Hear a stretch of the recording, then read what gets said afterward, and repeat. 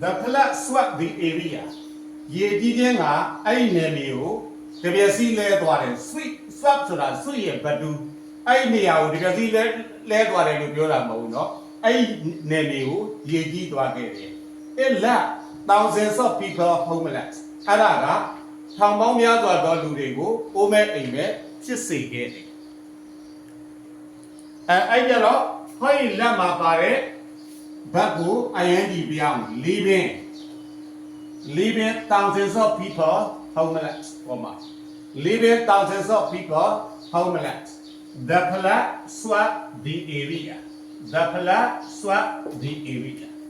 number 4 the waiter stood at the door waiter ကတကားမှာမတ်တရက်တယ် he welcomed the visitor with a big smile အပြုံးကြီးကြီးနဲ့ကြိုဆိုခဲ့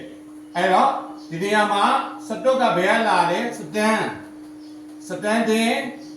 at the door ကောမှာ why here ဘယ်သူလဲ the waiter အဲ့ဒါ pronoun လေးဆိုရင် noun ပြန်ရေးမယ်နော် the waiter welcomed the visitor